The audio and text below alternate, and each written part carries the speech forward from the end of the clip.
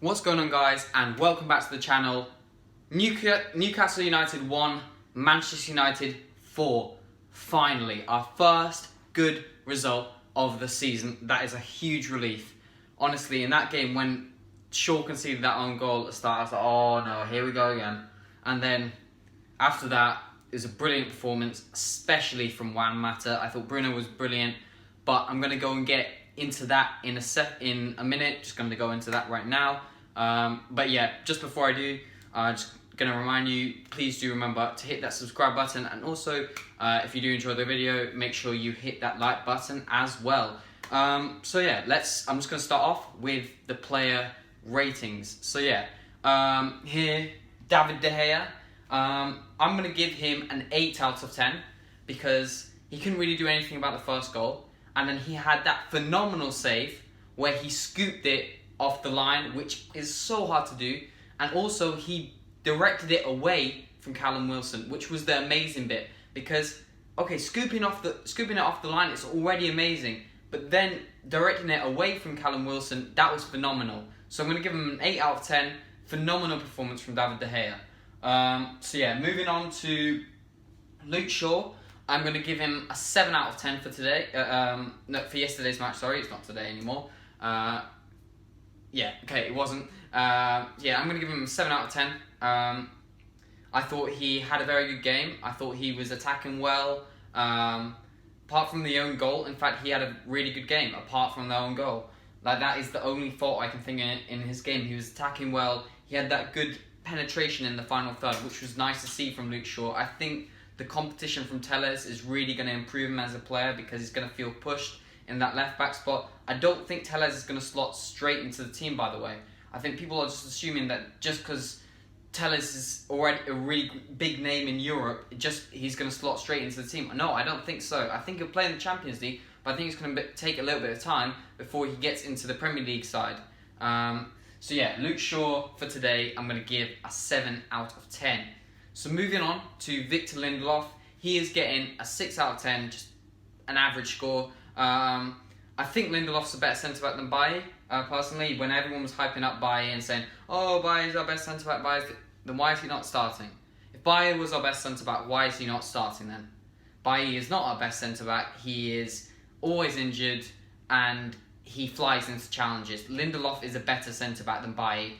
Yesterday, now it's yesterday, I'm getting confused with the days in this video. I don't know why that's happening. But yeah, in the match, Lindelof was solid. Didn't really make any mistakes, but he didn't really do anything spectacular. But that's because he wasn't really put into that much trouble most of the game because Newcastle didn't play as well as I know they can do. I don't think they had a good game at all. Sorry, just 1 second. Let me just fix this. Sorry about that. Yeah, I don't think they really had a good game at all. So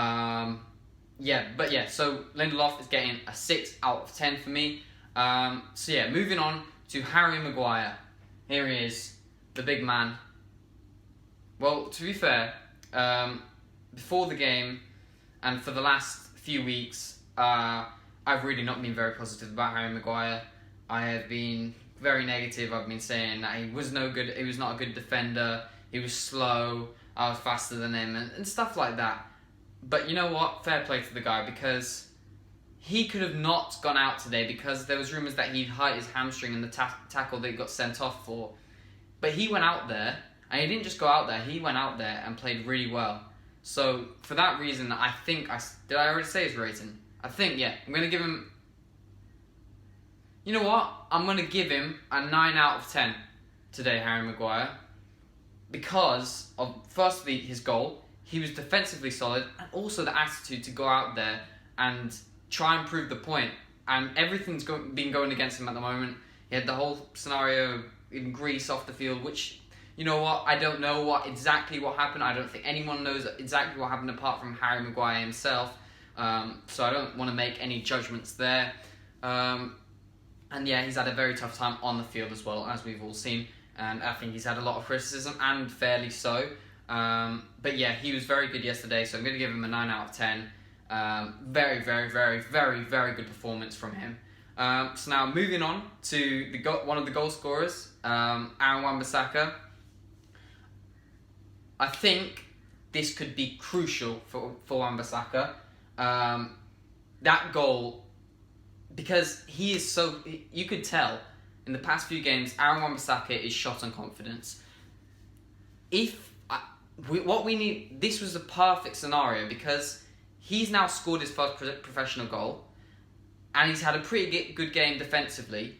That is going to seriously boost his confidence, which is exactly what we want to see. Because we want to see a confident Aaron Wan-Bissaka, because a confident Aaron Wan-Bissaka is a very, very, very good player. The Aaron Wan-Bissaka of the past couple of weeks is not a very good player. But this one, the confident Aaron Wan-Bissaka is a very good player. And that goal, by the way, was phenomenal. Very surprising from him. Very unexpected. I mean, I saw Mark Goldbridge's reaction to it, and his was pretty similar to mine. I was just a little bit in shock because I didn't even know Aaron Wan-Bissaka could shoot. So I'd like to see him do it more often now I've seen that. So yeah, I thought he had a good game, and he's going to get an 8 out of 10 for that performance. So yeah, well played to him. So then Fred, who I'm going to give a 7 out of 10. I thought he was very solid in that midfield. I'm going to talk a little bit about the midfield after the player ratings, because I've got a few controversial things that some of you may not like to hear, but need to be said after the player ratings about the midfield. Yeah, Fred, I'm going to give a 7 out of 10, just simply because, well, I thought he was quite solid, but he lost the ball quite a few times, which I think is something that Fred needs to cut out of his game. I think he does lose the ball a little bit too much. So it's something that Fred does certainly need to cut out from his game. Moving on to McTominay, I'm going to give him an 8 out of 10. I thought he played really well, McTominay. He was strong. He was just an enforcer. That's what McTominay is good at. He's a force in the midfield. He's strong. He was pretty good at passing the ball as well. I thought he had a really good game. He was physical, a real presence in that midfield, and he works really hard. So I'm going to give him an 8 out of 10. I thought he had a really good game, so well done McTominay as well. I'm giving a lot of 6 and 7s and 8s and 9s out of 10s, which is really good to hear, to be able to say, because the past few weeks have been awful in terms of Manchester United. Bruno Fernandes. I'm going to say it, he's world class. Bruno Fernandes is world class. 9 out of 10 today. Yesterday. I'm messing up the days again. Yeah, Bruno Fernandes, 9 out of 10. But he is sensational. He loves the club. Well, he does love the club. He's a leader, he's passionate, and he's a phenomenal player. I know he loses the ball a lot, and I know he gets on my nerves a lot because of that, but he has so much character, and that's what I love about him, because he missed that penalty. And I had a feeling before he took it he was going to miss. I had that kind of bad feeling because he changed his run up a bit and there was something about it that didn't feel quite right. So I did have a kind of feeling. But wow, did he bounce back. He was phenomenal at the end of the game. Wow. This guy has really, really great character, which is what we need at the club. We need character and we need someone to bounce back and we need a leader. And I really like Bruno Fernandes because of that. His leadership and everything. I had a debate with my friends today because they were saying, oh, Pogba is better than Bruno, blah, blah, blah, blah, blah, blah. Completely disagree. Pogba isn't as consistent as Bruno. He doesn't have the character that Bruno has. Class is based on consistency. You can have all the talent in the world, but if you don't have the consistency, then you're just a talented player. You will never be a legend. You will just go down as a talented player. What you need to get that legendary status is you have to be consistent with it. And Bruno Fernandes is consistent. He's a leader as well, and he cares about the club, and he has the right attitude. I do like Pogba. I've seen him play live. I saw him play at Old Trafford. He's a beautiful player to watch. And from what I've heard and what I've seen in clips, he seems like a nice guy, but he has no character. Simple as that. And I'm going to go into that a little bit more detail after I do the player ratings. And I'm also going to talk a little bit about the PSG game as well this following week. So yeah, now moving on to the attack, I probably should speed up a little bit now. Dan James, I thought he was really good. Oh, by the way, did I give Bruno's rating? Well, 9 out of 10 was Bruno's rating. Dan James, 7 out of 10. The old Dan James was back yesterday against Newcastle yes, let's go, because he was running at players. He looked more confident. It was great to see. It was because I have also been critical of Dan James. I'm not going to lie and stand here and say, oh, I've always thought Dan James was a good player and all of that. Because I have been critical of him. And I still think that he's not the finished product. And I still think he needs a lot of work to be a good player. And I'm going to stick by that. But I think he can be a good player because he has got the right attributes. He's very fast, he's very direct, and he can shoot well. But he just needs to improve that football intelligence and that making the right decisions at the right times. But Dan James had a very good game yesterday. I do have to say that. So yeah, I'm going to give him a 7 out of 10. Right, Rashford, my favourite player personally. I'm going to give him a 9 out of 10. He was phenomenal yesterday. He was direct, he looked sharp, he looked hungry. That international break, I think, has done him wonders. Because last year, do you remember, at the start of the season, he wasn't playing very well. And he went on that international break, and after that, he played well on the international break, and then after that, he went on a really great bit of form because he played well then. He went on like 3 months on fire, and I called it. I called it before the game. I said, Rashford is going to go on a really good form. Really good run, sorry. Because he's had a good international break, and I have a feeling now. I have a feeling he's going to get a really good run of games, and he is going to hit the form that we saw him hit last year, or maybe even better. Because I really do think, I've said it before and I'm going to say it again, I think Rashford is a future Ballon d'Or winner. I do think so. I really do think that. And it's not just because I like the guy. I think he's a really good person and what he does outside off the pitch. I really think he is a future Ballon d'Or winner, and I think he is streets ahead of Sancho. And I've said, people think I'm mad when I say that, but what I've seen of Sancho is nowhere near what I've seen of Rashford. Rashford is direct, he's got speed, he's got the right attitude. He is clinical as well, as we saw yesterday. That finish was so clinical. And yeah, he deserves a 9 out of 10. 2 assists and a goal. Phenomenal performance. Really great performance.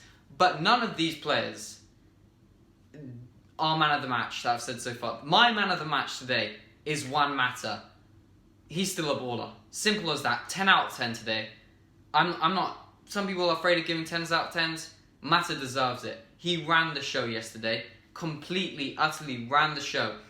He is the only player that is on the same wavelength as Bruno Fernandes. He thinks the game so well. I don't care if he's getting older now. He is still a phenomenal footballer. He is still a great player and really disrespected because he should... Sorry, 1 second. Let me just fix this.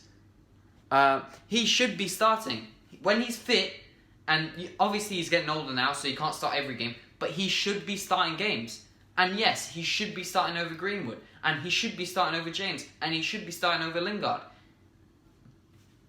Juan Mata is still a quality player, and he showed that yesterday with the assist, and he was just quality. The passes he was playing, the spaces he was picking out, the thinking, everything was there. The game intelligence, it was just beautiful to watch. He is still a phenomenal player, and he's shown that in the Carabao Cup games, but now he's also shown that in the Premier League. So he needs to start games. Simple as that. He needs to start games, and he needs to start against PSG. 100%. So Juan Mata, 10 out of 10. My man of the match. So now, getting on to the midfield scenario. Paul Pogba should not start in Manchester United's strongest midfield. I'm going to let you take that in, okay? Paul Pogba should not start in Manchester United's strongest midfield. And this is why. When you pick a football team, you don't pick a team that has the best individuals. You pick a team that plays best together as a team. And for me, Pogba is a talent. He's got it all. Like, his ability is superb. But does he benefit the team? Is it what the team needs? And I think no. Because he's lazy. He doesn't track back. He doesn't have the character.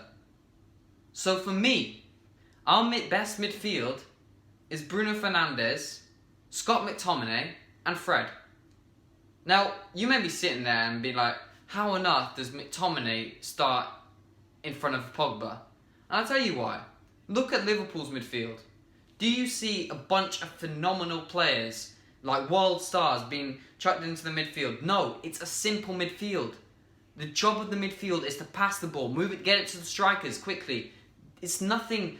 You can't have two players that like try and play killer balls all the time. So you have Bruno Fernandes and you can't play Pogba with him. Bruno Fernandes can't be dropped because Bruno Fernandes is simply a better player than Pogba, and he's got better character and he improves the team a lot more than Pogba does. So don't get me wrong, I do like Pogba, but for me, for the benefit of the team, Pogba shouldn't start. For me, it should be Scott McTominay, Fred, and Bruno Fernandes. Because that's that kind of midfield. You have Fred and McTominay. McTominay's the enforcer. He's the strong one, the kind of box-to-box player. He'll keep it strong. He'll keep it. He's the physicality. He's very physical. That's why he's there. Fred is the kind of guy that breaks up the play, makes it difficult for them. Then you have Bruno Fernandes, who's like the cherry on top. He's the guy that plays the killer ball, who plays the nice pass, the delicate touch to the striker, or the tidy finish into the top corner. That is why, for me, that is the best midfield. Or Matic, Van der Beek, and Bruno Fernandes. That is either of those midfields I'm okay with. Those two for me are our best midfields, and neither of them. Pogba doesn't fit in either of them for me. Because Pogba, like I said before, football is a team game. You can be as good with the ball, or you can be as talented as Pogba. You can, but at the end of the day, you have to pick the players that make the team better. You don't pick the players just because they are the most talented. It's about the team. And that's why players like James Milner are so great for teams like Liverpool, because he's a team player. And football is a team game. I'll tell you something else about Pogba that I'm pretty sure a lot of people notice. He does things in the wrong place in the field. Like, he'll do things in the defensive third, which he has to do in the attacking third. There's no point doing stuff in the defensive third, like all the fancy tricks, the fancy balls and stuff like that. Do that in the attacking third. Why is he doing that in the defence? So for me, in our midfield, Pogba doesn't fit in our midfield. And sell him. I like Pogba. I think he's beautiful to watch playing, but he doesn't fit the midfield. And people have said it works with France, but it's a different style of midfield. It doesn't work for us. It doesn't mean it won't work for another team. But it doesn't work for us. It doesn't work for our midfield. We already have Bruno Fernandes. And for me, Bruno Fernandes is a better player than Pogba. So, it's simple as that. Pogba doesn't start. Next point, Bruno Fernandes, Donny van der Beek must start against PSG. He must start. And when I did say that midfield with Fred, McTominay and Fernandes, I'm saying Van der Beek on the right-hand side, by the way. I am saying that. Alternating with Mata, in fact. When Mata's fresh to play, then he can play on the right-hand side as well. But Van der Beek, quite similar player to Mata. He's good with the ball, thinks the game well. I really like the type of player that Donny van der Beek is. And he is also, he has gone through Ajax, so he has the right mentality, I think, as well, from what I've seen. I've not seen that much, and I want to see much more from him, because Oli has to start him. Simple as that. He has to start against PSG for me. And what I've done here is I've put the lineup that I want to see against PSG. So what I've got is I've got David De Gea in goal, and I've got Telles left back. Now I did say sure he's going to take time to get in that starting 11, but I said in the Premier League. For me in Europe, Telles is our main left back because the Premier League is different. It's different. It's harder to adapt to because it's a very different game to that kind of European standard. It's much more physical and it's more fast tempo. So Telles, I think, will be more suited to the Champions League. So I think he has to play at left back. And then at centre backs. So I said David De Gea in goal, Telles left back, centre backs, Maguire and Lindelof. Simple as that. It's not going to be anyone else. Bailly, no. Smalling's left now, so it can't be him. Tuanzebe, I don't even know if he's fit or not, so no. So yeah, Wan-Bissaka right back, simple as that. He's our best right back by quite a long way, so he has to start. Midfield, I've in fact here I've gone with the second kind of midfield that I'd like. I don't mind either midfield, but this is the midfield I'd like to see against PSG. I want to see Matic, Bruno Fernandes, and Van der Beek in midfield, which I think is very good midfield. I think there's that kind of there's the right balance in there. You have that defensive player in Matic who's gonna hold right in front of the defense. You have that box to box player in Van der Beek, and then you have that cherry on top, which is Bruno Fernandes. So yeah, and then on the left hand side, I've said Marcus Rashford. At striker, Anthony Martial, and then on the right, Juan Mata, because he's in good form at the moment and he has to start. So yeah, but yeah, I do hope that you did enjoy the video for today. Has been quite a long video, so if you stuck to the end, well done.